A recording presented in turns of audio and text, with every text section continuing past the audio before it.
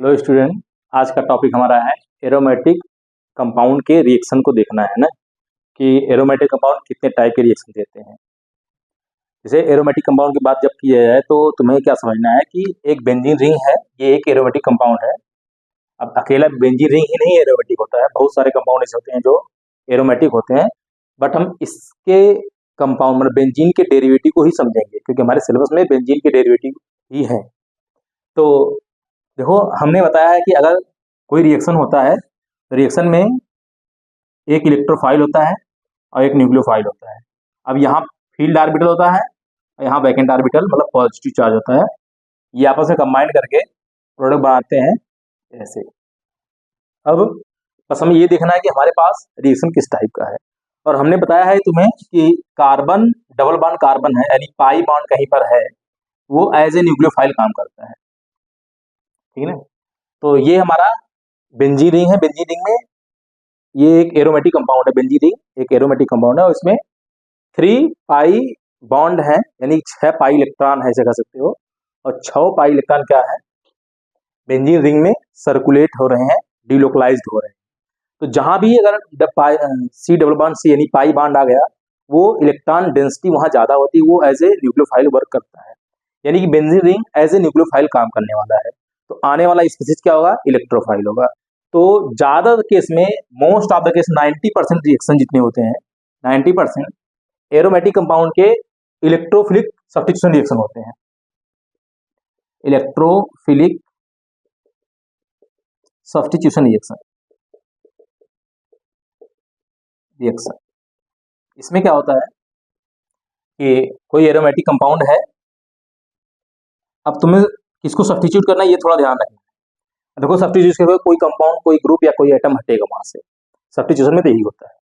तो यहाँ पे कोई ग्रुप चाहे जो लगा है, देखो यहाँ पे हाइड्रोजन लगा हुआ है, तो हमें क्या करना है, हाइड्रोजन को ही हटा देना है। हाइड्रोजन को हटाएंगे तो कोई उसकी जगह में दूसरा मटेरियल आ जाएगा। तो हम क्या करेंगे, आएगा कौन यहाँ पे, इलेक्ट्रोफाइल आएगा, मतलब कोई पॉजिटिव चार्ज वाला आएगा और क्या बनाएगा, वो हाइड्रोजन को हटा देगा वहां से और खुद बनाए, वहां अपने खुद लग जाएगा ऐसे, यहाँ पे ई हो जाएगा। अब H+ निकल जाएगा। अब इसको कहते हैं electrophilic substitution reaction in aromatic compound. Aromatic compound इस तरह से इलेक्ट्रोफिलिक सब्स्टिट्यूशन रिएक्शन देता है। तो तुम्हें ये बात तो पता चल गई है कि हमारे पास बेंजीन तो रहने वाला है, बस इलेक्ट्रोफाइल पता कर लेना है। तो हम क्या करते हैं, अब तुम्हें सिंपल अगर कोई गाली को दिया जाए, तो जैसे यहाँ पे हम कहें कि हमारे पास एक ये इलेक्ट्रोफाइल ऐसे मिलता नहीं है रिएक्शन में, कभी भी ऐसे दिया नहीं जाएगा कि तुम H+ ले लो या कोई पॉजिटिव चार्ज ले लो और रिएक्शन करा लो, ऐसा होगा नहीं। तुम्हें वहां रिएक्शन में खुद जनरेट करना पड़ेगा। तो ऐसे इस वाले रिएक्शन, जब इलेक्ट्रोफिलिक सब्स्टिट्यूशन रिएक्शन होता है एरोमेटिक कंपाउंड में, 2 स्टेप होते हैं। पहले स्टेप में क्या होता है, generation of electrophile. Generation of electrophile पहली बार क्या होगा, फर्स्ट स्टेप में इलेक्ट्रोफाइल बनेगा, ये बन जाएगा। उसको बनाने का मेथड होता है, कैसे बनाएंगे देखेंगे यहाँ पे। दूसरे स्टेप में क्या होगा कि attack of electrophile on aromatic होने बेंजीन रिंग पे, बेंजीन रिंग। अब क्योंकि बेंजीन रिंग हम बेंजीन लेके चल रहे हैं इसलिए बेंजीन रिंग कर रहे हैं। अगर हम कोई एरोमेटिक कंपाउंड दूसरा लेंगे तो उसकी बात करेंगे। तीसरे स्टेप में जब इलेक्ट्रोफाइल इस पे अटैक कर देगा तो उस केस में बनता है इंटरमीडिएट, वो बनता है एरिनियम आयन। पूरा खेला इस आयन के ऊपर डिपेंड करता है। आयन कैसे बन रहा है, स्टेबल होगा तभी रिएक्शन हो रही हो। किसी को कोई रिएक्शन हो रहा है तो अगर किसी एटम पे या स्पीसीज पे, मॉलिक्यूल पे, ग्रुप पे अगर कोई पॉजिटिव नेगेटिव चार्ज आ रहा है, वो नेगेटिव या पॉजिटिव चार्ज अगर स्टेबलाइज हो रहा है, तभी हम क्या करेंगे, रिएक्शन को आगे बढ़ाएंगे, वरना आगे नहीं बढ़ाएंगे उस मेथड से ना। अभी क्या करना है कि हमें तीसरे स्टेप में क्या होगा, थर्ड स्टेप में, एक्चुअली में ये 2 ही स्टेप होता है, तो तीसरा स्टेप हम सिंप्लीफिकेशन के लिए समझ ले रहे हैं कि एरिनियम आयन से H+ आयन निकल जाएगा। क्या निकलेगा, removal of H+ ion, removal of H+ ion. अब हम ये 3 स्टेप फॉलो करेंगे और हमारे पास जितने भी एरोमेटिक कंपाउंड होंगे सबके रिएक्शन हो जाएंगे। और एग्जाम में तुम्हारे आने वाला जो क्वेश्चन है, एटलीस्ट 5 to 6 मार्क्स का क्वेश्चन यहाँ से आता है, मतलब एरोमेटिक कंपाउंड के, क्योंकि हमारे चैप्टर में जो है phenol as a aromatic compound होता है, aniline as a aromatic compound है, हेलो एरीन यानी क्लोरोबेंजीन, ब्रोमोबेंजीन, ये सब एज ए एरोमेटिक कंपाउंड है। और इनका हम ट्रीट क्या करते हैं as a electrophilic substitution reaction की तरह दिखाते हैं सबका। तो इसमें क्या करते हैं, होता क्या है, जैसे कि दो चार रिएक्शन का नाम बताते हैं, इस रिएक्शन के नेम से हम इसके रिएक्शन को समझेंगे भी। हमें पहले क्या करना है, इलेक्ट्रोफाइल इसे बनाया जनरेट करेंगे, फिर इलेक्ट्रोफाइल इसके ऊपर अटैक करके हाइड्रोजन को हटा देगा, बस ये 3 स्टेप फॉलो करने हैं। तो 3-4 रिएक्शन है फेमस है जो इलेक्ट्रोफिलिक सब्स्टिट्यूशन रिएक्शन होते हैं, उसी को हम देखेंगे ना। तो आज का ना टॉपिक हमारा जो है कैसे शुरू करना है हमें, जैसे अगर हमारे पास बेंजीन रिंग है, बेंजीन रिंग, और यहाँ पे इसका रिएक्शन हम Cl2 से कराएं और FeCl3 FeCl3 से के प्रेजेंस में कराना है, तो प्रोडक्ट हमारा बनेगा। बस क्या करना है, यहाँ पे हमें Cl लगा देना है, यहाँ पे Cl लगा देना है, और HCl भी अलग हो जाएगा और FeCl3 फिर से अलग हो जाएगा। मतलब FeCl3 यूज नहीं हो रहा, एज ए कैटलिस्ट यूज किया जा रहा है बस। अब इसको हम FeCl3 को लेविस एसिड बोला जाता है, लेविस एसिड, ठीक है। लेविस एसिड क्या होता है कि जो भी ऐसा स्पीसीज जो लोन पेयर एक्सेप्ट करता हो, जिसके पास वैकेंट ऑर्बिटल होता है, वो लेविस एसिड माना जाता है। अब इसके एग्जांपल जैसे FeCl3 के अलावा AlCl3 भी एक लेविस एसिड है, और बोरान का कोई भी एलिमेंट हो BCl3 ले लो, है ना, तो ये सब लेविस एसिड ही होते हैं। बट हमें सबसे ज्यादा यूज होने वाला AlCl3 है और FeCl3 दो यूज किए जाते हैं लेविस एसिड की तरफ से। इसमें क्या होगा कि सबसे पहला स्टेप क्या होगा कि जनरेट होगा क्या हमारा इलेक्ट्रोफाइल।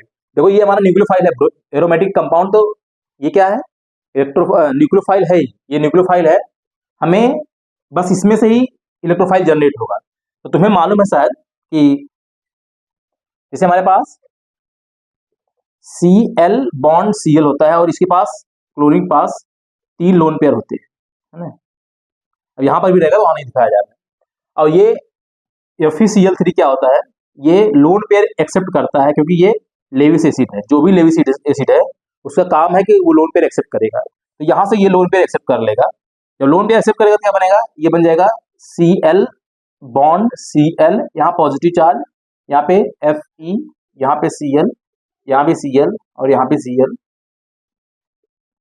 यहाँ पे पॉजिटिव चार्ज, सॉरी यहाँ पे नेगेटिव चार्ज। देखो जहां से लोन पेयर जाता है वहां पे पॉजिटिव होता है, यहां से गया तो यहाँ पॉजिटिव क्लोरीन पे, जिस पे जाता है वहां पे नेगेटिव है। अब देखो क्लोरीन के ऊपर नेगेटिव पॉजिटिव चार्ज आएगा, तो ये पॉजिटिव चार्ज थोड़ा स्टेबल नहीं है, तो क्या करेगा, ये ऐसे ब्रेक हो जाएगा ऐसे, तो क्या बनाएगा, ये बनाएगा Cl प्लस बन जाएगा, और क्या बनेगा FeCl4 माइनस बना देगा। अब ये प्लस माइनस आपस में एक साथ जुड़े रहेंगे, बहुत ज्यादा दूर नहीं जाएंगे, ये एक कॉम्प्लेक्स के फॉर्म में बने रहेंगे। लेकिन अब हमारे पास ये बन गया इलेक्ट्रोफाइल, ये क्लोरीनियम आयन बन गया है, ये इलेक्ट्रोफाइल जनरेट होगा। तो ये पहले स्टेप में हमेशा हम क्या करेंगे, कोई ऐसा रिएजेंट या एटलिस्ट दिया जाएगा, उसकी हेल्प से हम क्या करेंगे, इलेक्ट्रोफाइल जनरेट करेंगे, और इलेक्ट्रोफाइल जनरेट करने के बाद दूसरे स्टेप पे क्या कराएंगे, सेकेंड स्टेप में। अब देखो एरोमेटिक रिंग कोई भी हो, अब हम बेंजीन रिंग का एग्जाम्पल लेके चल रहे हैं, तो इसी को देखेंगे। अब यहाँ से पाई बॉन्ड को क्या करना है, Cl2 पे अटैक करना है, Cl पे अटैक करना है, क्योंकि Cl पॉजिटिव चार्ज है तो वो इलेक्ट्रॉन को चाहेगा, क्योंकि इसके पास इलेक्ट्रॉन की डिफिशियंसी है। तो पाई बॉन्ड में इलेक्ट्रॉन भर भर के होते हैं, ज्यादा होते हैं, तो यहाँ से इलेक्ट्रॉन जो पाई बॉन्ड का है यहाँ शिफ्ट हो जाएगा। अब जैसे ही तुम्हें मालूम है कि जब इलेक्ट्रॉन वहां शिफ्ट हुआ तो बेंजीन पे कहीं ना कहीं पॉजिटिव आ जाएगा। जैसे यहाँ पे अगर क्लोरीन जोड़ रहे हो तो यहाँ पॉजिटिव हो जाएगा, और यहाँ जो बॉन्ड था वैसे पड़ा रहेगा, है ना, इस तरह से। अब ये बॉन्ड जो ये तुम्हें मालूम है कि जब ये पॉजिटिव बनता है, कभी भी किसी भी डबल बॉन्ड या ट्रिपल बॉन्ड या लोन पेयर कहीं अगल बगल पॉजिटिव बन रहा है, वो लोन पेयर या पॉजिटिव चार्ज जो भी है वो स्टेबलाइज होता है रिजोनेंस, अगर पाई बॉन्ड के साथ में है तो ये पाई बॉन्ड के साथ में ऐसे रिजोनेंस में जाएगा, मतलब ये वाला बॉन्ड वहां चला जाएगा, इसका रिजोनेंस स्ट्रक्चर कैसे बनेगा, ऐसे यहाँ बनेगा, और ये पॉजिटिव या डबल बॉन्ड आ जाएगा, यहाँ पे Cl लग गया और यहाँ पे पॉजिटिव आ गया और Cl यहाँ हो गया। अभी देखो यहाँ पे ये वाला ये ऐसे लोकलाइज होगा, फिर क्या होगा, फिर ऐसे। अब इसलिए इसको बनाया जा रहा है क्योंकि आगे वाला जो भी रिएक्शन देखेंगे तो इससे ही स्ट्रक्चर से हम समझ पाएंगे। ये तो Cl है। अब ये ये तीनों ही, अगर हम तीनों को ऐसे ब्रेकेट बना दें, ये वाला डब्बा, इसको कहते हैं रिजोनेटिंग स्ट्रक्चर। Resonating structure. अब हमने कहा था कि जो इलेक्ट्रोफाइल एरोमेटिक रिंग पे अटैक करता है, तो जो बनता है स्पीसीज के टाइम बनेगा, उसको एरेनियम आयन बोलते हैं। ये जो बना हुआ है तीनों ही एरेनियम आयन है। Arenium ion. Arenium ion unstable है, क्योंकि देखो एरोमेटिक कंपाउंड बहुत ही स्टेबल होता है, मतलब ऑर्गेनिक मॉलिक्यूल में जो पाया जाने वाला मॉलिक्यूल है, सबसे ज्यादा स्टेबल एरोमेटिक कंपाउंड होते हैं। तो तुम क्या कर रहे हो कि इलेक्ट्रॉन देने के चक्कर में इसकी एरोमेटिसिटी लॉस कर दे रहे हो। एरोमेटिसिटी कैसे लॉस हो रही है? अगर पाई बॉन्ड का डीलोकलाइजेशन ब्रेक हो जाए, डीलोकलाइजेशन मतलब ब्रेक हो जाए, मतलब यहाँ लोकलाइजेशन बना, देखो ये पूरे सर्कल में, पूरे रिंग में ऐसे से डीलोकलाइजेशन हो रहा था, लेकिन यहाँ क्या हुआ कि तुम क्या कर रहे हो, सिर्फ डीलोकलाइजेशन, इधर CsP3 कार्बन आ गया, तो यहाँ पे डीलोकलाइजेशन रुक गया, तो आगे दूर हो रहा है, इसका एरोमेटिसिटी गायब हो गई। तो हमारा रिस्पॉन्सिबिलिटी ये है कि इस एरोमेटिसिटी जो लॉस हुई है उसको रीगेन कराना। अच्छा, रीगेन कराने के लिए क्या करना पड़ेगा? जहां पॉजिटिव उसके बगल में कहीं पर निगेटिव बनाओ, ताकि वो बॉन्ड फिर से बन जाए, जो बॉन्ड ब्रेक हुआ था वो बॉन्ड फिर से बन जाए। तो देखो क्या करना है, यहाँ पे देखो H होता है, यहाँ पे है ना, हम इस H को क्या करेंगे, क्योंकि यहाँ पे ये जब बना हुआ हमारे पास FeCl4 माइनस बना हुआ था, तो वहां से एक माइनस Cl माइनस निकलेगा, वहां Cl माइनस आएगा और इसको हटाएगा, किसको? H प्लस को ले लेगा। अब यहाँ निगेटिव आएगा, वो निगेटिव इसको पॉजिटिव से बॉन्ड बनाएगा, एक्चुअली में इसको ऐसे कर देंगे, तो हमारे पास इसी में ही अगले स्टेप में हमारे पास प्रोडक्ट जो बनेगा वो ऐसे बन जाएगा। यहाँ पे Cl आ जाएगा और HCl आ जाएगा। अब देखो Fe, क्योंकि FeCl4 था तो एक Cl यहाँ आ गया है, तो बचेगा क्या? FeCl3 बचेगा। देखो जो FeCl3 बना स्टार्टिंग में लिया था हमने, वो फिर से जनरेट हो गया। तो जब कोई रिएक्टेंट स्टार्टिंग में यूज किया जाए लेकिन बाद में फिर बन जाए, तो ऐसे सब्सटेंस को, ऐसे रिएजेंट को हम कैटलिस्ट बोलते हैं। तो ये एज ए कैटलिस्ट यूज किया था और कुछ नहीं। इसका मतलब थोड़ा सा अमाउंट यूज करना है, बाद में रिएक्शन के लास्ट में वो बन जाएगा, फिर से वही यूज किया जाएगा। तो ऐसे रिसाइकिल होता रहता है बार बार। तो ये, अब इसको हम क्या कहते हैं? इलेक्ट्रोफिलिक सब्स्टिट्यूशन रिएक्शन, इसका एरोमेटिक रिंग का। अब देखो क्या हुआ है कि क्लोरीन जुड़ जा रहा है एरोमेटिक रिंग, तो इसलिए इसका नाम होगा क्लोरीनेशन रिएक्शन। अब एक्चुअल में क्लोरीन चाहे जोड़ो तो तुम यहाँ पे क्लोरीन जोड़ो, चाहे ब्रोमीन जोड़ो यानी Br2 जोड़ो, चाहे I2 जोड़ो, चाहे F2 जोड़ो, ये तो तीनों चारों चीज कुछ भी जोड़ सकते हो ना। तो इसको कॉमनली क्या कहा जाता है कि ये हैलोजन जोड़ रहे हो, मतलब X2 जोड़ रहे हो, और X2 को बेंजीन रिंग के साथ जोड़कर X लगा देना, ये होता है हैलोजिनेशन रिएक्शन। Halogenation reaction. अब हैलोजिनेशन मतलब कि जब benzene ring Lewis acid FeCl3 का रिएक्शन हम X2 से कराते हैं, तब क्या क्लोरोबेंजीन बन जाता है, हैलोबेंजीन बनता है, और इस रिएक्शन को कहते हैं हैलोजिनेशन रिएक्शन। अब तुम यहाँ पे ब्रोमीन लगा लो, आयोडीन, क्लोरीन लगा लो, लेकिन आयोडीन और फ्लोरीन थोड़ा लगाना मुश्किल होता है। इसका रीजन ये है कि आयोडीन जो होता है वो लेस रिएक्टिव होता है, और फ्लोरीन जो है हाईली एक्सप्लोसिव नेचर का होता है। इसका रिएक्शन होता है तो बहुत धमाका होगा, तो रिएक्शन हम ऐसे नहीं कराते हैं। तो इस तरह से हम कहेंगे इसको हैलोजिनेशन रिएक्शन। अब ये कितना क्या कि हमारा लास्ट का टॉपिक था हैलोएरिन। अब हैलोएरिन में हम पढ़ रहे थे, अब हमारा टॉपिक अलग आने वाला है कि वो प्रिपरेशन ऑफ हैलोएरिन। तो ये प्रिपरेशन ऑफ हैलोएरिन का मेथड है। हैलोएरिन बनाने का एक सिंपल मेथड, इसमें क्या करना है कि तुम्हें हैलोएरिन बनाने के लिए बेंजीन का रिएक्शन FeCl3 के प्रेजेंस में Cl2 कराना है, और हैलो ये क्लोरोबेंजीन बन जाएगा, है ना। इस तरह से तुम चाहो तो ब्रोमीन लगा लो, यहाँ पे Br लगाओगे तो Br बन जाएगा ना, जो लगाओ वो बन जाएगा। तो इसलिए तुम क्या कहोगे इसको, ये हैलोजिनेशन रिएक्शन था और इलेक्ट्रोफिलिक सब्स्टिट्यूशन रिएक्शन भी है। अब देखो दूसरा रिएक्शन आता है कि ये Friedel craft reaction, sulphonation reaction, nitration reaction, बहुत सारे रिएक्शन होते हैं, हम लिख दे रहे हैं यहाँ पे बस इसे। इसे सल्फोनेशन रिएक्शन, सल्फोनेशन रिएक्शन। अब इसमें भी क्या होता है कि बेंजीन इलेक्ट्रोफिलिक सब्स्टिट्यूशन रिएक्शन देता है।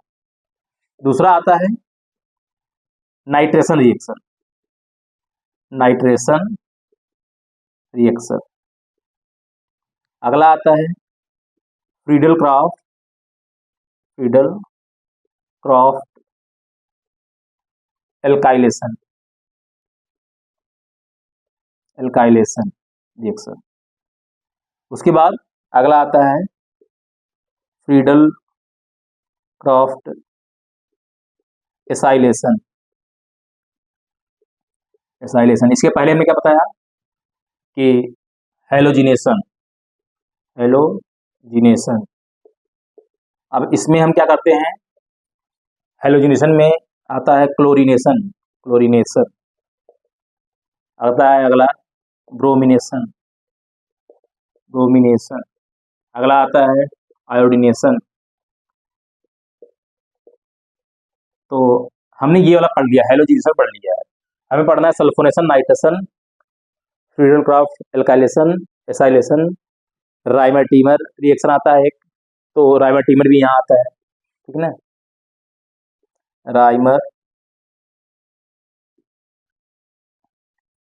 टीमान रिएक्शन, टीमान रिएक्शन। इस सब रिएक्शन एग्जाम में पूछे हुए हैं, ये हर साल चाहे 5 में 1 2 3 4 5 6 रिएक्शन है, 6 में से 2 या 1 हर साल एग्जाम में आता है। और सिंपल है एकदम, क्या करना है तुम्हें, इलेक्ट्रोफाइल जनरेट करके रिएक्शन कराना है। सबका हम रीजन बता दे रहे हैं, मैकेनिज्म तुम ऐसे ही करोगे जैसे कर रहे थे। क्लोरीनेशन समझ में आ गया कि तुम्हें क्या करना है, बेंजीन रिंग लेना है, बेंजीन रिंग का रिएक्शन अगर तुम Cl2 से कराओ और FeCl3 प्रेजेंट होना चाहिए, तो ये हो जाता है हेलोजिनेशन या क्लोरीनेशन इसको कह लेते हो। और अगर हम बेंजीन का ही रिएक्शन क्या कराएं, सल्फोनेशन में H2SO4 से कराएं, H2SO4। अब ये कंसंट्रेटेड लेना है ना, तो क्या होगा, तब यहाँ पे एक जगह पे लग जाएगा, यहाँ पे SO3H, ये बेंजीन सल्फोनिक एसिड बन जाएगा, ये भी बन सकता है। तो इसको कहते हैं सल्फोनेशन। सल्फोनेशन क्या होता है, बेंजीन कंसंट्रेटेड H2SO4 से रिएक्शन करता है, तो बेंजीन सल्फोनिक एसिड बनाता है, तो इसको कहते हैं सल्फोनेशन रिएक्शन। अगला है, अगर बेंजीन का ही रिएक्शन हम HNO3 विथ डाइल्यूटेड H2SO4 से कराएं, तब क्या बनेगा, तब बनेगा हमारे पास नाइट्रोबेंजीन। नाइट्रोबेंजीन मतलब नाइट्रोजन पे क्या लग जाएगा, NO2 ग्रुप लग जाएगा, NO2 ग्रुप। इसको नाइट्रेशन बोला जाता है। नाइट्रेशन मतलब कि NO2 ग्रुप जोड़ना है और कुछ नहीं। देखो जो यहाँ पे जुड़ रहा है, यहाँ पे Cl जोड़ोगे जब ऐसे, तो ये एज ए पॉजिटिव आ रहा है, मतलब ये इलेक्ट्रोफाइल ही होगा, ये बात ध्यान रखना है। एग्जाम में कभी पूछा हुआ है कि सल्फोनेशन में जो हमारा इलेक्ट्रोफाइल होता है वो क्या होता है, उसका नाम बताओ, तो SO3H ऐसे कह सकते हैं ना, और यहाँ पे NO2 प्लस होता है ये। अब हम कहें ये नाइट्रेशन ये हो गया, तो फ्रीडल क्राफ्ट एल्काइलेशन क्या होता है, तो एल्काइलेशन में क्या होता है कि हमारे पास हम AlCl3 यूज करते हैं, AlCl3 और RCH2X यूज करते हैं। AlCl3 क्या है, AlCl3 एक लेविस एसिड, अभी बताया। लेविस एसिड क्या होता है कि जो लोन पेयर एक्सेप्ट करता है, और FeCl3 AlCl3 ये 2 मोस्ट लेविस एसिड है जो किसी रिएजेंट में रिएक्शन में as a reagent, as a catalyst use किया जाता है। तो यहाँ पर वैसे यूज किया गया AlCl3। अब देखो ये RCH2X है, तो ये एल्किल हैलाइड है, यानी एल्किल हैलाइड अगर प्रेजेंट में AlCl3 से रिएक्शन कराएं, तो एरोमेटिक रिंग पे क्या होगा, एक R ग्रुप आ जाएगा। जो R ग्रुप यहाँ लोगे वो R ग्रुप यहाँ आ जाएगा, CH2R आ जाएगा ऐसे। तो इसको बोलते हैं एल्काइलेशन। कौन सा, फ्रीडल क्राफ्ट एल्काइलेशन। ऐसे ही फ्रीडल क्राफ्ट एसाइलेशन क्या होता है, तो बेंजीन का ही रिएक्शन कराना है तुम्हें, और यहाँ पे AlCl3 ही लेना है, बस जो ये वाला रिएक्टेंट है हमें एसाइल क्लोराइड ले लेना, COCl ले लेना, तब हमारे पास बनेगा कीटोन ग्रुप आया था हमारे बेंजीन रिंग पे, यहाँ पे COR हो जाएगा। अब इसको हम क्या करते हैं, देखो कीटोन कैसे लिखा जाता है, सही लिखने का तरीका ये है, ये कीटोन हो गया, मतलब बेंजीन रिंग से कोई एसाइल ग्रुप जुड़ जाएगा, इसको एसाइल ग्रुप बोलते हैं। ये वाला पूरा ग्रुप एसाइल है, ये एल्काइल फ्रूट है, तो इसलिए कर रहे हैं फ्रीडल क्राफ्ट एल्काइलेशन, इसलिए कर रहे हैं इसको एसाइल है इसलिए कर रहे हैं एसाइलेशन। अब राइमर टीमर क्या होता है, तो राइमर टीमर में क्या होता है, हमारा बेंजीन से ही रिएक्शन करा रहा है, उसके बाद क्या होगा कि रिएक्टेंट जो हमारे पास रहेगा वो रहेगा NaOH बेस लेना है और HCCl3 लेना है। ये एज ए क्लोरोफॉर्म तुम जान रहे, क्लोरोफॉर्म है। एक रिएक्शन ये होगा तो तुम्हारे पास जो बनेगा वो बनेगा बेंजीन रिंग तो रहेगा, यहाँ पे COO माइनस बन जाएगा ये, और यहाँ पे सोडियम लग जाएगा तो बेंजोएट बन जाता है, सोडियम बेंजोएट। दूसरा भी प्रोडक्ट बनता है, तो फिर बाई प्रोडक्ट बात नहीं कर रहे हैं, मेन प्रोडक्ट हमारा ये बनेगा। अगर इसका वाटर मिला दो इसमें तो इसमें यहाँ पे Na हट जाएगा, वहाँ पे H लग जाएगा और कुछ नहीं। दूसरा है अगर सोडियम हाइड्रोक्साइड का रिएक्शन यानी बेस का रिएक्शन तुम CCl4 से कराओ और फिर रिएक्शन कराओ तो तुम्हें यहाँ पे एल्डिहाइड बनेगा, यहाँ पे एल्डिहाइड बनेगा, डबल बॉन्ड O और यहाँ H बनेगा। लेकिन जब इससे कराओगे इसका तो यहाँ बनेगा C डबल बॉन्ड O और COO Na बनेगा ये।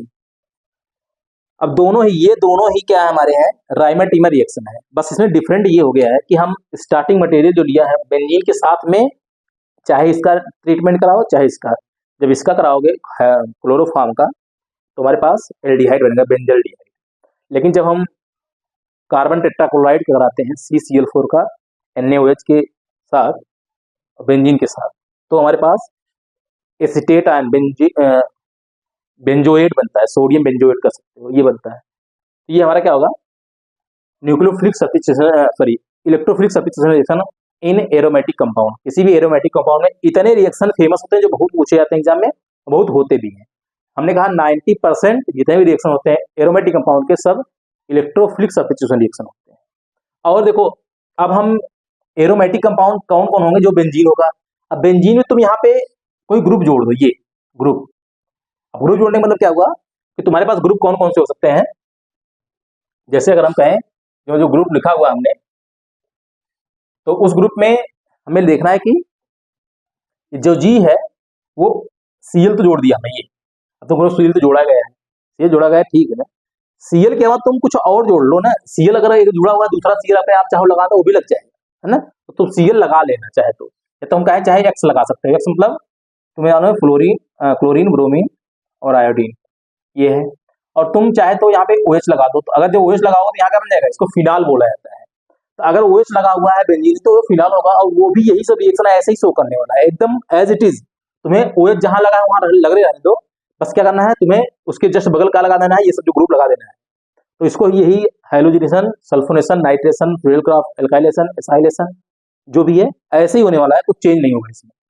अब तुम चाहे तो यहाँ पे CH3 लगा लो, तो CH3 लगाते ही टॉलुइन बन जाता है, G को चेंज करना ध्यान रखना। और अगर हम OCH3 लगा दें तो ये क्या होगा, एनिसॉल हो जाएगा, और तब पर भी रिएक्शन सेम ऐसे होने वाला है।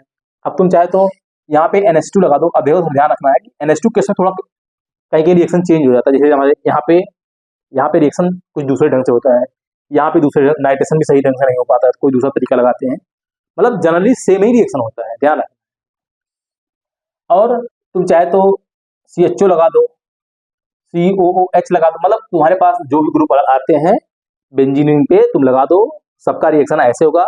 बस जो इलेक्ट्रोफाइल आएगा उसका पोजीशन चेंज हो सकता है कि वो इस वाले जगह पे ना आकर कहीं और आ जाए, मतलब कि यहाँ आने आकर यहाँ आ जाए, यहाँ आ जाए, कहीं और आ सकता है। मतलब इसको देखो आर्थो बोला जाता है, इसको मेटा बोला जाता है, इसको पैरा बोला जाता है ना। ये 3 ग्रुप हैं। अब तीनों में से मतलब 3 पोजीशन है, तो तीनों पोजीशन पे कहाँ कंपाउंड जाएगा वो तब समझ में आएगा जब हम क्या पता कर पाए कि हमारे पास जो इलेक्ट्रॉन डेंसिटी है कहाँ स्टेबलाइज हो रही है, मतलब जो एरेनियम आयन अभी बन रहा था वो कहाँ स्टेबलाइज हो रहा है या कहाँ इलेक्ट्रॉन डेंसिटी ज़्यादा है, उसके हिसाब से हम रिएक्शन कराते हैं। तो रिएक्शन मैकेनिज्म जो इसका होगा, किसी भी का एक जिसमें लोन पेयर हो या जिसमें स्टेबलाइजेशन आ रहा है, वो सबका हम एक अगले क्लास में ले लेंगे। लेकिन फिलहाल के लिए इसमें पूरा हम एरोमेटिक कंपाउंड या फिनॉल का जितने रिएक्शन होते हैं सब यहाँ बता दिया गया है। फिनॉल का कोई भी रिएक्शन हो सब हो जाएगा, हेलोएरिन का कोई भी रिएक्शन हो जाएगा, एनिलीन का हो जाएगा। एनिलीन का कुछ रिएक्शन बचा हुआ है तो हम उसको से क्लास में देख लेंगे। और टॉलुइन, एनिसॉल, फिनॉल ये सब रिएक्शन हो जाएंगे, है ना। तो ऐसे ही होना है। तो तुम्हें पूछा जाएगा सल्फोनेशन क्या होता है, नाइट्रेशन क्या होता है, क्लोरीनेशन क्या होता है, तो ये सब सिंपल है, तुम्हें बताना है कि हमारे पास एरोमेटिक कंपाउंड होगा, उसका रिएक्शन किससे करा रहा है और क्या बन रहा है। उसके देखिए इस वाले केस में क्लोरीन और FeCl के प्रेजेंस में कराओगे एरोमेटिक कंपाउंड का रिएक्शन, तो क्लोरोबेंजीन हेलोबेंजीन बनता है, तो उसको कहते हैं क्लोरीनेशन रिएक्शन, है ना। क्लोरीन जुड़ जाएगा बस, अब तो एक दूसरा ग्रुप आएगा तो उसका नाम कुछ अलग होगा, अलग बात है फिलहाल के लिए। ऐसे ही सल्फोनेशन होता है, ऐसे ही नाइट्रेशन होता है, तो फ्रीडल क्राफ्ट, एल्काइलेशन, एसाइलेशन, ये सब होता है। तो इतना हो गया पूरा, जितने भी मैंने बताया है यही इलेक्ट्रोफिलिक सब्स्टिट्यूशन रिएक्शन होता है एरोमेटिक कंपाउंड का, और इसके अलावा कोई दूसरा होता होगा लेकिन तुम्हारे सिलेबस से बाहर है वो सब, ठीक है ना। बस तुम्हें इतना ही पढ़ना है। तो thank you for watching this video.